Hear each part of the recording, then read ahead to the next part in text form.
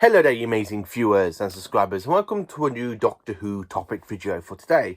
So in this video, I'm going to be doing a kind of an updated review on Doctor Who Flux, because Tuesday I've rewatched all 6 episodes back to back, really, going from the Halloween Apocalypse to the Phasages, something like that. And then, of course, last night I rewatched Eve of the Daleks again, because I do collect that as part of Doctor Who Flux, because you've got the Doctor hypnotised after the Flux. And it is set after, like, a week after the incident of Doctor Who Flux. So I thought I'd make this one big video talk about Doctor Who Flux and Eve of the Daleks. And rewatching it, I absolutely enjoyed it once more. Now, to be honest with you, this is my 30th time of watching Eve of the Daleks again. 30th, 35th time, something like that. I think it's 36, one of the others. But then for Doctor Who Flux, I've probably rewatched that one 55 times, the whole series as a whole. Now, I'm going to say this one as a general. I've already gone and pre-ordered the Doctor Who Flux Steelbook back in October. So I'm hoping it will come soon. I think it's coming out at some point this month. I can't remember what day. I'm going to have a look on Monday. But, yeah. I'm quite looking forward to it. Doctor Who Flux joining my Steelbooks stories of Doctor Who. And, I want to give my whole opinion of what I thought about rewatching Doctor Who Flux. Did I love it a lot more than I did when it was first broadcast, or do I not hate it? Now, I don't hate it. I do not hate it one bit. I think it's a good series. I absolutely enjoy it. This one, for me, it is definitely Jodie's best. I think it's the best Jodie series out there completely. Series 11 is a bit of a flop. Series 12, I think it's good. I do like some stuff they were doing. Series 12. This one I really, really do enjoy. And I absolutely love it. And I like the fact they brought back the Santarans, Ain Ood, Tech Talem, who we did found the Timeless Child, who is the Doctor, back in Series 12.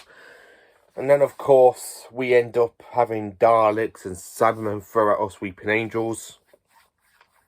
So this is kind of a big, like, fest for Doctor Who, really.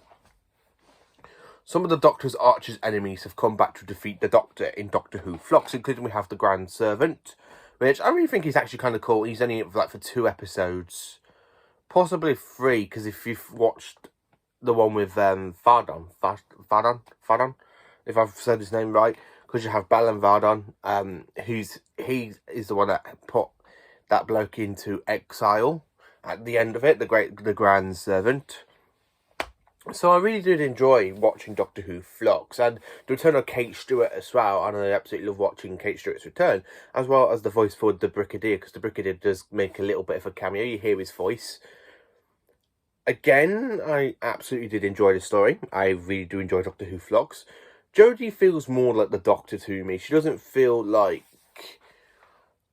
a step behind like she normally does in Series 11 and, of course, Series 12. I think she does try to take over the situation, like when she tells Constavin, the big Luparian dog, where she's there telling him to put his whole fleet around the Earth, which they do it, and she goes to the TARDIS up there, goes, now get your ship behind the barrier, doing it now, and then, of course, the TARDIS gets pulled in by the Flux, the Doctor goes, it's the end of the world. Now, I do kind of enjoy Doctor Who Flux Chapter 1, the Halloween Apocalypse, the most. I think it's a good series opener. I like the introduction story to Dan. I like how Dan has nothing to do with it until he gets kidnapped by Constavin. I really like the way he's like, did you just blow up my door? And then, of course, he finds out, like, what's happened to my house? You shrunk my house? How am I supposed to live in that? I do like John Bishop's character, Dan. I really think John Bishop is a good actor, to be honest with you. Dan's character, I really enjoy. I absolutely like him a lot more in Eve of the Daleks, to be honest with you. When he goes to the Dalek, he's pretending to be delivering a parcel. And he goes, I'm reporting you to your manager. And then the Dalek just goes, you are associates. And the Doctor goes, yeah, well, that took you long enough, didn't it? And the Dalek just shoots him. I do enjoy John Bishop's character as Dan. I think he's got some great moments in Series 12. Like when you see him with Yaz. I like the fact when somebody disses Dan in Eve of the Daleks, she goes, oi, don't diss Dan, that's my job. Thank you, Sheffield. Shut up, Scout.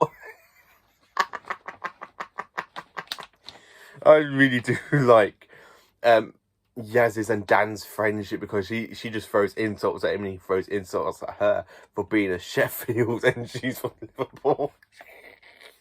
I really love this. I really love the banter.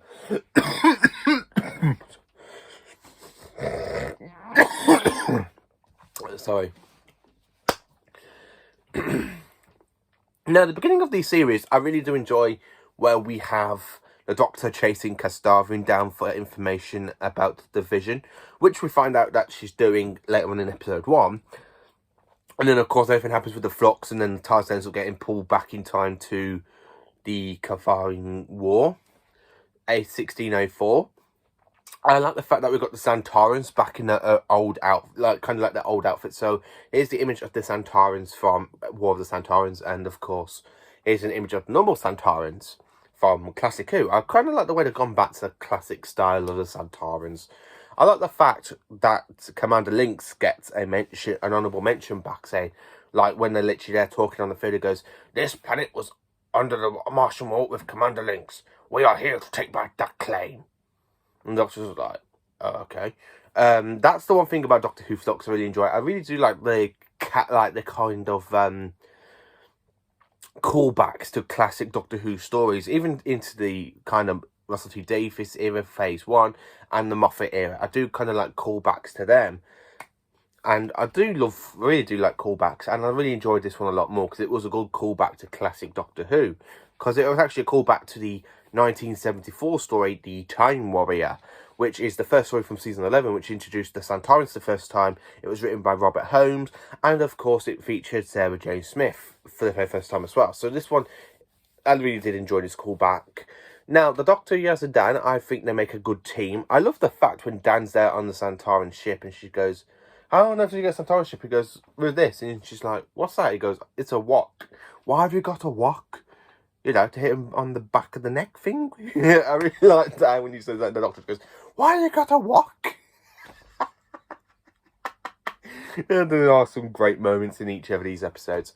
Now, of course, when the Doctor goes to find Yaz on the planet called Time, where we have Swarm, Andress, and Passenger waiting for him, and then, of course, the Doctor does a typical, like, bio switch, making them all go into the time streams, and the Doctor tries to hide them in their own time streams. And then, of course, the Doctor ends up going back into a time stream where she has the memories of the Ruth incarnation of the Doctor from Fugitive of the June. So it's kind of good to see Jo Martin's, but I like Jodie's coat in this one. I kind of like the dark colour they went for Jodie's coat. I've kind of like that. I would love to see that a lot more. And then, of course, I like the fact that we end up going to Tech Taylor and she's like there talking and she goes, "Oh, off you go. Go. Don't need you." And then, like an episode later, she gets Weeping Angels to capture the Doctor and sends her back to her in a couple of episodes later. It's like, what's the point doing that? But the play at time I really do enjoy. And coming into, I love the fact at the end of the episode where the Weeping Angel just comes out of Yaz's phone and he takes over the TARDIS, and the Doctor goes, "The Angel has the TARDIS like that," and then go, "Now." I love the fact in the Time of Angels that the whole pot of it was the whole point of Time of the Angels is that they're going after this rogue Weeping Angel that's inside the mind of this woman named Claire. And then, of course, this Weeping Angel inside Claire's mind makes a deal with the Weeping Angels. "Oh, if you let me go, you can capture the Doctor." And the thing is that I love the fact when you've got all the Weeping Angels surrounding the Doctor, and then she goes, "You have been recalled to Division." And, of course, the Doctor gets transformed into a Weeping Angel. I really enjoyed that moment. It's like, what? How's the Doctor going to get out of this for Weeping Angel? And then, of course, they just turn the Weeping Angel so they can transport her to Tech Taylor and Ood.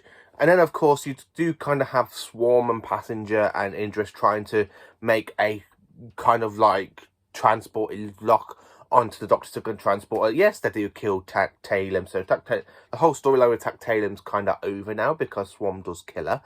But the rest of it is pretty much good. And then, of course, when we get to episode 6, I like the fact that the Doctor kind of gets tripled, because there's not one, but there's 3 Doctors. So you've got one stuck with Swarm and his sister and Passenger. Then you've got one kind of stuck with the Laparian and Bell. Then you've got one stuck on Earth with unit and the TARDIS there. Plus, the Leparia does get captured. Kastavin and the Doctor does get captured. And the Santarans did end up killing the whole Leparian race by throwing them out the airlock of their ships. Very, very harsh Santarans. Very, very harsh. But I did enjoy Doctor Who Flux quite a lot. And I love the fact that the Doctor kind of used the Santarans' plan to try and... Because the Flux is made of antimatter in Egypt with matter, like the Dalek ships and Cybermen ships. Even the Santaran ships. Now, I like the fact in Eve of the Daleks are blaming the Doctor. And the Doctor goes, oh no, I just took over that plan from the Santarans. It's like, but you still took over the plan from the Santarans, so you still caused a massive genocide on Daleks and Cybermen fleets. I do kind of like how her actions for Doctor Who, like, for what happened in the final episode of Doctor Who Flux, that the Daleks are blaming her for, so I do kind of like that. That's a great kind of continuation. The Daleks are blaming the Doctor, so they're going to try and exterminate her when they locate the TARDIS on Earth, after the whole kind of TARDIS creates a time loop in Eve of the Daleks. But I love the fact that we end up having the Doctor working with Kate Stewart again. I like Kate Stewart's line, I kind of like this new regeneration of you. I hope I see it again one day. I hope so too, Kate. So I'm kind of hoping in Jodie's kind of final episode of Doctor Who that we kind of have Kate Stewart, we have Unit back, and of course they help the Doctor in a final adventure.